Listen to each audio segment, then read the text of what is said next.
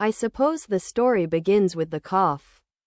A dry, hacking sound that clawed my throat in the middle of a January night. A sound that made the house feel suddenly larger and emptier at once. I lived alone back then, on the edge of Shady Pines. A town so small the highway signs only pointed past it. Snow gathered against my porch like unpaid bills. The neon sign at Marv's Diner blinked, open, until midnight. And even its lonely glow seemed to offer more company than the rooms of my house. I was 57, divorced for almost a decade. And I had learned how to keep quiet about certain things. You learn, in small towns, to compress your life into a handful of acceptable narratives. Worker, neighbor, volunteer at the church bazaar. My name is Thomas Reed. People knew me for fixing porches, for an old pickup with a dent in the tailgate, for bringing pies to the potluck that were never quite as sweet as the gossip that followed them. I kept a tin thermos on the counter, the kind with a dented lid my father had given me when I first learned to drive. That thermos saw me through early mornings and late night. Solitary coffee. It was everything I thought I needed. The fever came like a thief. I tried to push through it at first. Aspirin, hot tea. One of those nights where sleep felt like a distant country. But after 3 days of coughing until my chest tore and my voice shredded, someone at the clinic called on my behalf. I don't remember dialing. I remember only the sound of my own breath and then the knock. She announced herself by the precise clack of her boots on my linoleum. She was not what I expected from a visiting nurse. Her name was Anais Leclerc, Anais with a mark over the A. A name that landed on my tongue like a question. She was in her early 40s, hair pulled loose from a braid. A red scarf tucked into a worn coat as if she had recently arrived from a colder city. She carried a soup thermos and a little canvas bag.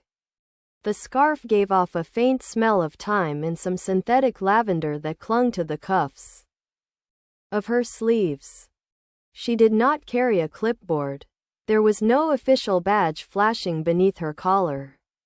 She moved like someone who kept an old map in her head and refused to follow the obvious roads. When she smiled, the skin around her eyes folded like someone accustomed to both laughter and wait. She introduced herself without pretense and, on the first visit, sat at the edge of my bed and set the thermos down on the chipped formica table as if it were an offering. It was chicken broth. There was lemon and dill and a single, stubborn root of ginger. The first spoonful felt like a small gospel, warm, bright, entirely ordinary and therefore unbelievable. She fed me a taste with the back of a spoon. And when she lifted the spoon to her lips, she tasted it herself and nodded in a way that suggested approval, of the broth, of the fact I took it, and of me. That little nod felt like a verdict I had not known to seek. Your chest sounds rough, she said after listening with a stethoscope she had taken from her bag for a moment, though she did not behave like the people who used instruments to keep distance. You ought to rest. I can come back tomorrow. Her voice was not brusque, it was exact. It landed soft and deliberate. That first evening, she left a folded dish towel with the thermos, an extra layer of warmth, and a note in looping script. Rest, don't be proud. The note made me think of the old postcard my sister once sent me from Florida. Sweetness stretched thin across a cheap paper surface. The thermos, the towel, the note, small objects, small mercies. Yet I found my throat closing around more than the cough. I found something in me unclenching the way a jaw does when a dentist finally turns away. She returned the next day and the next. Each visit had the careful apparatus of ritual, the thermos, the spare towel. Sometimes cornbread from Marv's wrapped in waxed paper. She would sit in the rocker by the window and watch the street in that way people watch a play, when they recognize the characters but not the plot. She asked me about practical things, my prescriptions, when my roof was last checked, and then, harmlessly, about things that felt like trespass, my favorite pie at the diner's counter, the old photograph of me with my daughter at a lake when she was a girl, the name of the song my mother clung to when she was dying. I told her small things because in the anesthetized state of illness small things take on gravity. I told her that my ex-wife, Jenna, had left town after the divorce and that my daughter, Claire, had moved to Boston and called on birthdays. Anais listened like someone with the habit of collecting non-essential data, birdwatcher, patience, archivist care. She did not offer advice so much as keep the space where my words could exist without judgment. There were other signs, little glances that might be piquancy or coincidence. She kept a brass watch pinned to the inside of her coat pocket, a heirloom. She said one afternoon without being asked, that never left her even when she slept. It had a tiny scratch across the face that looked like a small lightning bolt. When she took my wrist to check my pulse, she touched the inside of my arm like she was confirming a signature, and her thumb's movement left the memory of warmth. She hummed old hymns under her breath while she rearranged the blankets, and once, while tucking the towel under my chin, she said, as if telling herself to, "We always come back to what keeps heat." The phrase lodged in me like a kernel. I am a man who learned early to measure safety in reliable things. I had my routines, fixing fences, volunteering on Saturdays, the careful rotation of my thermos and the same 2 mugs. The small town runs on the currency of predictability. You know Mrs. Hargrove's penchant for lemon meringue. You know Marv will open late on storm mornings. You know who will call to check if the elderly cat across the alley has been fed. That predictability is a kind of armor, dull but effective. Anais did not pierce that armor with anything dramatic. She penetrated it with a succession of small recognitions, each one a finger placed against the dull shell until a hairline crack appeared. She would appear with soup after a day at the clinic. No explanation other than a casual observation, it was close by, and the implication of choice lingered. She never said she was attached to the clinic as employment. She told stories of traveling nurses she had known and the way one learns to read a town by the light in farmers' windows. Once, when I asked about her life outside the work, she shrugged and said, "I carry a pocket of people with me. You aren't the only one I visit." That was both generous and a little sharp. It suggested she felt a calling to distribute care like currency. People noticed. Willow Pines whispers quickly, but also with affection. A rumor is always a secret people think will be kind. The man at Marv's asked me one morning if I was seeing someone, and his tone held a kind curiosity rather than malice. I deflected with a joke about the soup and the dent in my thermos. I told Claire on the phone that an angel had been around. She laughed with the sort of protective distance children keep when their parents' lives threatened to morph into something resembling romance. What I did not tell anyone was the sensation that grew in the hollow between her visits. A warmth that made me less reticent to say things I had kept folded. I started waking before the sun to polish the brass rim of my thermos. I found myself straightening the corner of the quilt on the bed Alicia had given me years back. The one that still carried the faint smell of cigarette smoke from a life that had flamed out. I kept the towel she left in the drawer like a talisman. The town kept its life spinning as before, but the small radius around my house, my habits, my day collected a different light. There were moments that felt like boundaries and moments that felt like invitation. One evening Anais stayed until the streetlights clicked on. We sat at the kitchen table. She read a little from a paper in her hand that turned out to be a poem about frost, and I found myself telling her, without preface, about my father teaching me to hold the wheel steady in a snowstorm. She took from her bag a small compact with a crack across its mirror and, without hesitation, touched the scar near my eye, a tiny old nick from a childhood tree. Her fingers were warm and steady. "You remember well," she said. It was both an observation and a promise. The compact's cracked mirror looked like the lightning mark on her brass watch. I told myself, in the waking rational hours between coughs, that this was absurd.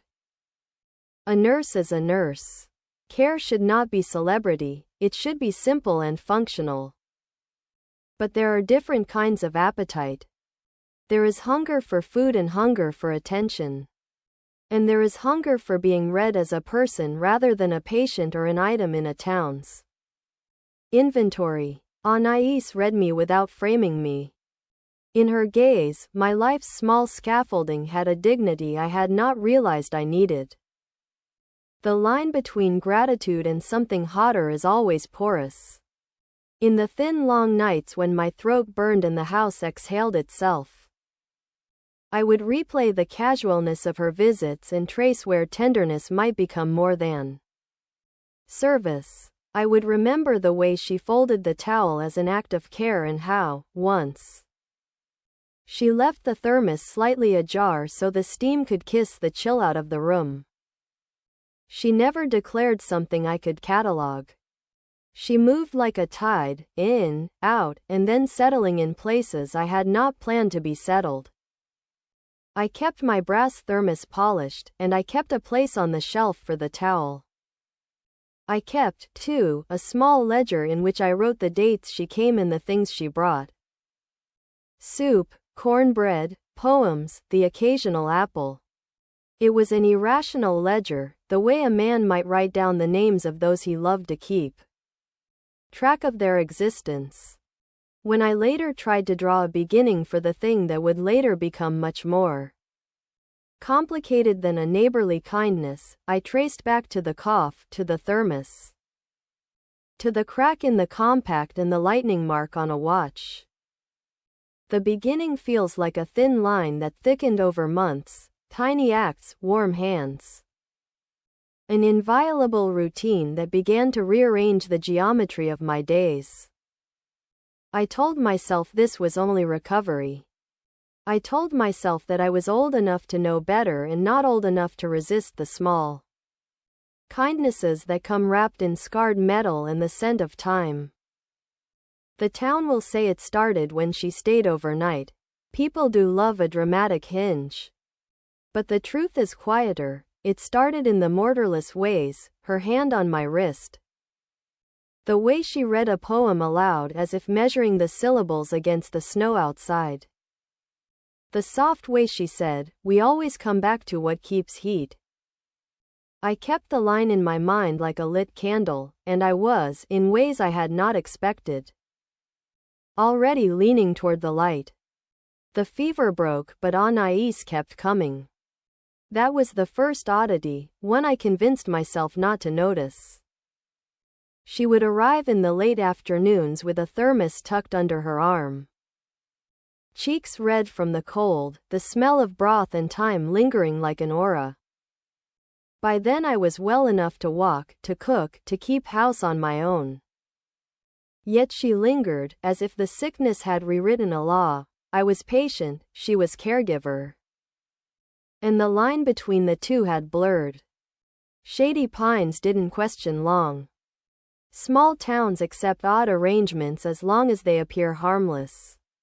The same men who chuckled at Marv's counter about my mystery nurse were the ones who a week later were asking after her soup recipes. The women gave knowing glances, half envy and half warning.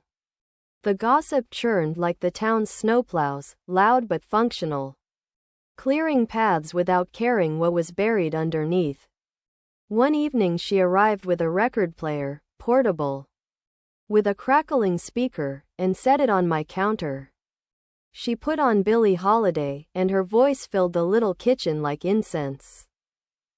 Anais moved around the space as though she'd always belonged there, placing her bag on the chair, rinsing dishes in the sink without asking. When she swayed to the music, scarf dangling loose, I felt a shift inside me. Something dislodged. I'd forgotten what it was like to watch someone move with rhythm that wasn't mine. Why me? I asked her one night when she'd stayed long past any reasonable excuse. The snow outside had hushed the town. Even the trucks on the highway seemed to have stopped. There are plenty of folks who need you. She shrugged, sipping from my dented thermos as if it were hers. Some doors you walk through because you're sent.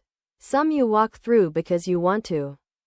Her words hung between us like breath on glass. I wanted to ask who had sent her, but I already knew the answer wouldn't be a name. Anais never spoke of her own home. She mentioned a sister once, far away in New Orleans, and a mother who had died during Lent when she was a girl. Her details came scattered, half-formed, like postcards with smeared ink. I pieced together a silhouette, a woman who had lived enough lives to treat the present as provisional, who never let roots tangle too deep. And yet, she was here, in my house, in my days. Cooking lentils one afternoon and mending a loose button on my shirt the next. The ring on her hand caught the light sometimes, a tarnished silver band cracked through its middle. I asked about it once. She turned her hand palm down, almost reflexively, and said only, "It used to mean something." That was the first time I noticed a sliver of shadow in her eyes. A reminder that care can come from wounds as much as from love. My daughter Claire called one Sunday. I told her, without thinking, I'm not alone anymore. There was silence on the line. Then she asked, careful and clipped, "Is she good to you, Dad?" "She brings soup," I answered, and Claire laughed softly. Though it wasn't humor, it was relief and fear braided together. The truth is, I had begun to measure my days by her. Not the church bell, not the diner hours, not the mail truck. Her boots on my porch, the clink of her thermos, the humming of some hymn I couldn't place. My world shifted on a new axis, and it terrified me. Because I knew what it looked like when someone never left. Jenna, my ex-wife, had stayed long after love had curdled into duty. I knew how devotion could rot. And yet when Anais gathered her things at night, I found myself waiting for the next knock, the next swirl of steam. One evening, after she'd set soup bowls between us, she leaned close. Her voice barely above the simmer. "You keep pretending you're well," she said. "But sickness isn't always in the body." Her eyes pinned me in place. My fork froze above the cornbread. The kitchen clock ticked, loud as a heartbeat. I wanted to argue. I wanted to tell her she was wrong. But the truth pulled heavy in my chest. She had seen something I'd hidden even from myself. And I knew, in that instant, that whatever this was, it was no longer just kindness. It was intrusion. It was intimacy. It was danger dressed as care.